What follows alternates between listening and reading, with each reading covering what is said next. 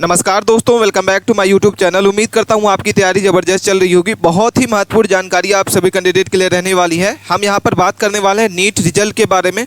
देखिए, लाखों स्टूडेंट परेशान हैं क्योंकि आंसर की आने के बाद सभी का स्कोर जो है घट चुका है। किसी का 80 नंबर, किसी का 60 नंबर, किसी का 100 नंबर।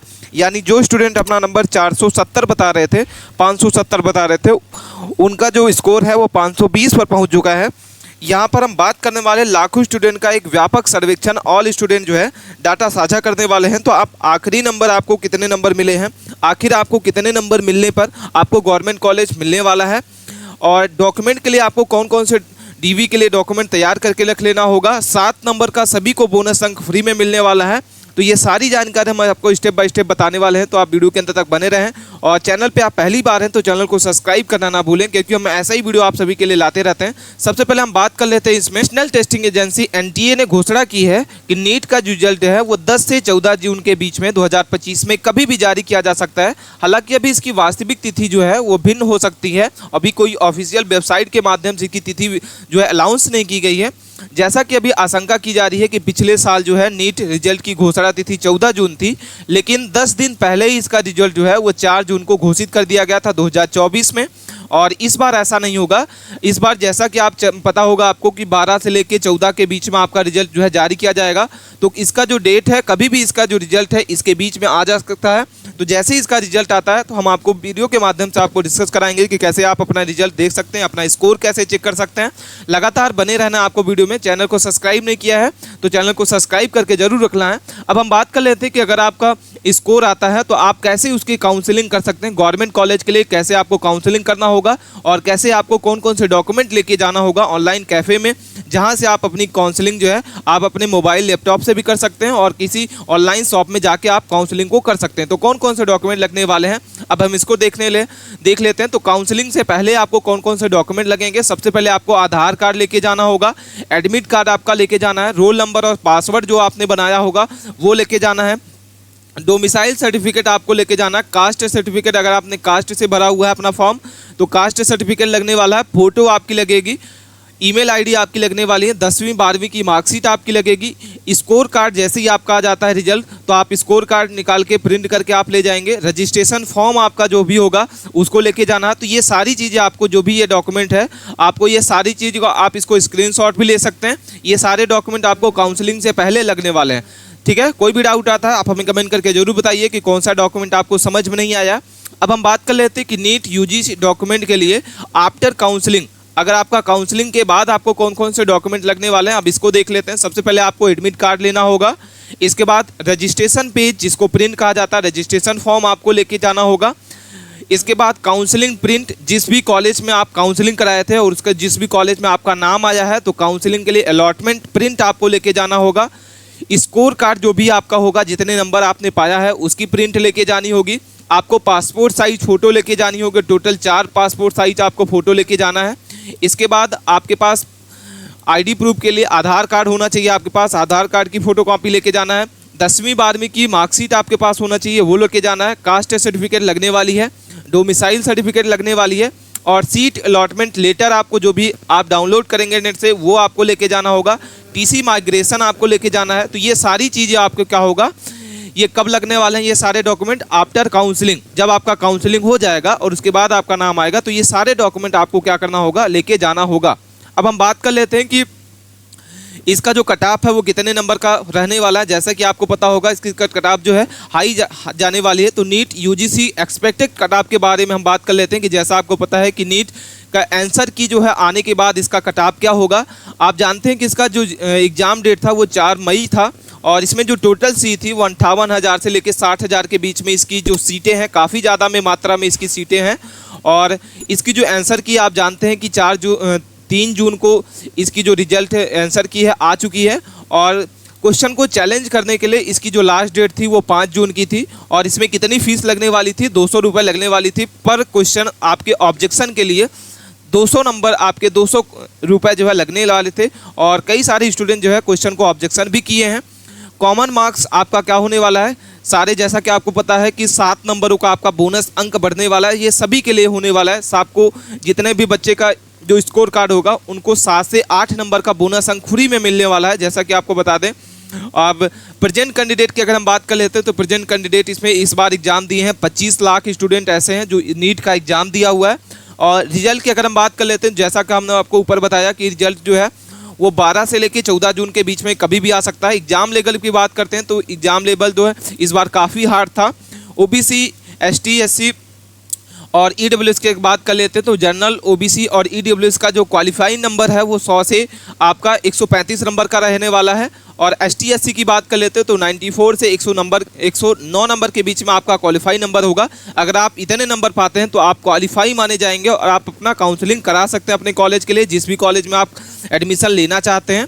इसके बाद जैसा कि आप देख रहे होंगे कि बायोलॉजी जो है वो हार्ड पूछी गई थी। फिजिक्स की बात कर लेते हैं तो फिजिक्स भी आपकी हार्ड पूछी गई थी। केमिस्ट्री की बात कर लेते हैं तो फिजिक्स भी आपकी हार्ड, जो केमिस्ट्री है वो हार्ड और मॉडरेट दोनों थी। किसी किसी शिफ्ट में आपकी हार्ड थी और किसी में मॉडरेट। अब हम बात कर लेते हैं कि पिछले साल की रैंक क्या थी और इसकी कट ऑफ क्या थी। तो इसमें हम देख लेते हैं 2021 नीट में क्या आपकी कट ऑफ थी और क्या रैंकिंग थी। उसके बाद हम बात कर लेते हैं इसमें, जैसा आप देख रहे होगा नीट 2023 में आपकी क्या कट ऑफ थी और कितनी आपकी रैंकिंग होने वाली थी। 2022 की बात करेंगे इसमें हम कि आपकी रैंक कितनी पिछले साल में और इसकी कट ऑफ कितनी गई थी। सबसे पहले हम बात कर लेते हैं एक एक ईयर की बात करते हैं। 2021 की अगर हम लेते हैं तो जनरल कैटेगरी की जो रैंक गई थी वो 22,809 रैंक गई थी और इसका जो कट ऑफ गया था वो 598 नंबर जनरल कैटेगरी का गया था। वहीं अगर हम बात कर लेते हैं ओबीसी की तो ओबीसी की जो रैंक गई थी 22,702 की रैंक गई थी और इसका जो कट ऑफ है वो 597 नंबर का कट ऑफ गया था। ईडब्ल्यूएस की बात कर लेते हैं तो 22,601 इसका जो रैंक गई थी 2021 में और 594 नंबर की इसकी कट ऑफ गई थी।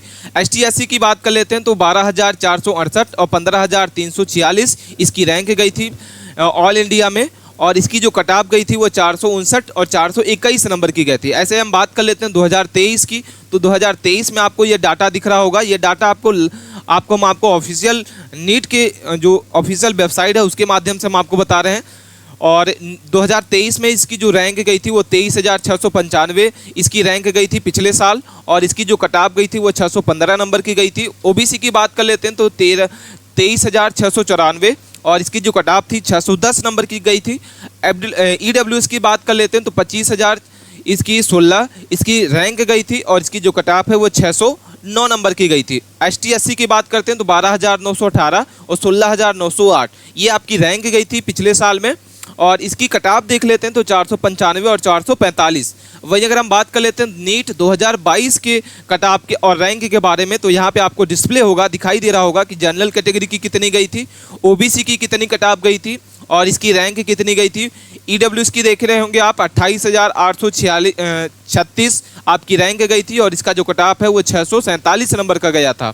एसटी एससी की बात करते हैं तो यहाँ पे आपको दिख रहा होगा रैंक क्या गई थी और कट ऑफ कितनी हुई थी। ठीक है, अब हम बात कर लेते हैं कि बड़े कोचिंग संस्थानों ने अपनी कट ऑफ क्या बताई है, एक्सपेक्टेड कट ऑफ क्या हो सकती है। बड़े बड़े जो कोचिंग सेंटर हैं उन्होंने अपनी कट ऑफ क्या बताई है, उसके हिसाब से हम डाटा को देख लेते हैं कि आपका जो स्कोर है इस बार कितना होने वाला है।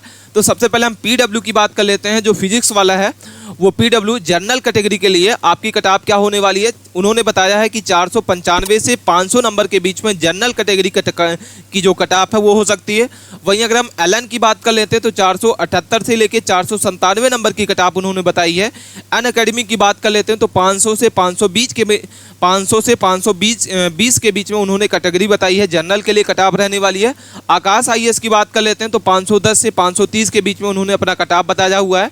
वहीं अगर हम ओबीसी की बात कर लेते हैं तो ओबीसी के लिए क्या बताया है, 490 से 500 के बीच में पीडब्ल्यू ने। एलन की बात कर लेते हैं तो 475 से 492 के बीच में उन्होंने बताया है ईडब्ल्यूएस के लिए। अन अकेडमी की बात करते हैं तो 500 नंबर से 515 के बीच में ओबीसी की कैटेगरी रहने वाली है।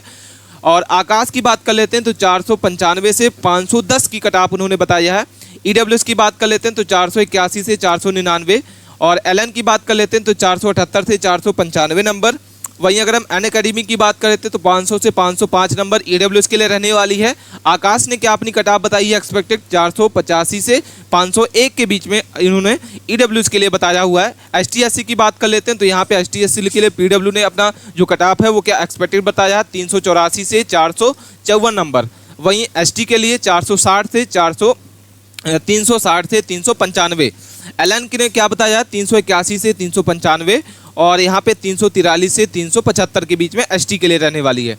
अनअकैडमी ने 390 से 415 और 350 से 397 एसटी के लिए रहने वाली है। आकाश के लिए 450 से 485 और 390 से 410 के बीच में उन्होंने बताया है। अब हम बात कर लेते हैं कि ऑल इंडिया रैंक जो है आपकी कट ऑफ के हिसाब से क्या रैंक बनने वाली है, ये सारी जानकारी हम आपको बताने वाले हैं। अभी तक आपने चैनल को सब्सक्राइब नहीं किया है तो चैनल को प्लीज़ सब्सक्राइब करके जरूर रखें, क्योंकि हम ऐसे ही वीडियो आप सभी के लिए इंटरेस्टिंग लाते रहते हैं।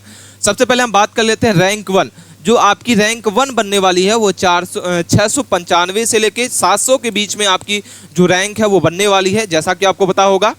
अगर हम बात कर लेते हैं कि 400 रैंक 1 से लेके रैंक 100 जो आपकी ये रैंक बनने वाली है, 1 से लेके 100 तक की रैंक जो रहेगी वो 456 नंबर से लेके 654 से लेके 400 आपके 695 के बीच में होने वाली है।